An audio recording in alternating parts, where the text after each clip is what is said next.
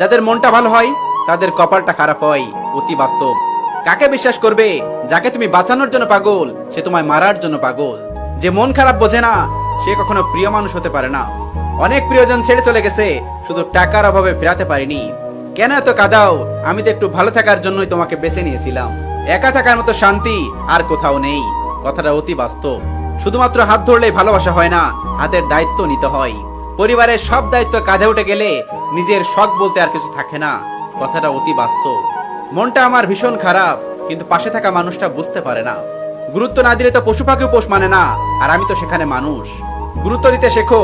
ভালোবাসার মানুষ জীবনে বারবার আসে না, একবারই আসে।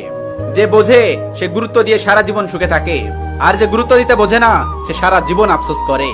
আল্লাহ আমার সাথেই আছে, এটা চিন্তা করে হাজার কষ্টের পরেও আমি হাসতে পারি। মানুষ জীবনে আসে, তারপর স্বপ্ন দেখায়, এরপরই বদলে যায়।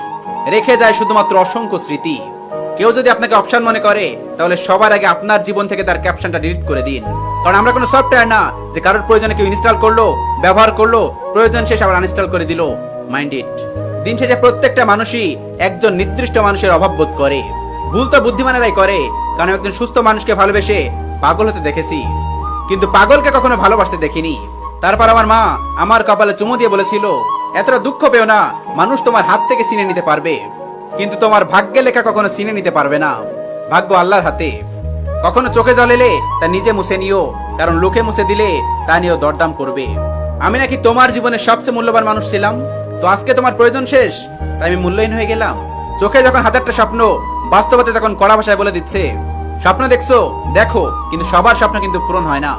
তোমার মনের মতো কখনো হতে পারেনি, চেষ্টা করেছিলাম অনেক। আসলে কথা হচ্ছে তোমার মনে আমি কখনোই ছিলাম না। মাফ করে দিও আমাকে, আমি কোনোদিন তোমাকে ভুলতে পারবো না। আমি খারাপ হতে পারি, কিন্তু তোমার মতো স্বার্থপর না। একটা কথা বলি, আপনারা যদি কাউকে ভালোবাসেন, অতিরিক্ত ভালোবাসেন, তাহলে সেটা ভালোবাসা না, সেটা মায়া। আর যখন একটা মানুষ মায়ায় পড়ে যায় তখন সেখান থেকে বের হওয়া সত্যি খুব কষ্ট। সত্যি এটাই, ভালোবাসলে ভোলা যায়, কিন্তু মায়ায় পড়লে কখনো ভোলা যায় না। প্রচুর মায়া ত্যাগ করতে হবে আর নিজেকে প্রচুর ভালো রাখতে হবে। সবাই বলে যদি ভালোবাসাটা সত্যি হয় তাহলে সে আবার ফিরে আসবে, কিন্তু আমি বলি যদি ভালোবাসাটা সত্যি হয়ে থাকে তাহলে সে ছেড়ে গেল কেন? আমি দেখতে খারাপ হতে পারি, কিন্তু প্রয়োজন মেটানোর জন্য প্রিয়জন খুঁজি না। যার কথা ভাবতে তোমার ভালো লাগে তাকেই তুমি ভালোবাসো। স্বৈরাচারী শাসকের মতো শোষণ করে নিয়েছো আমাকে, অথচ তোমার শহরে আমার নাগরিক অধিকারটুকু নেই। কি নিষ্ঠুর হৃদয়হীন তুমি, তাই না?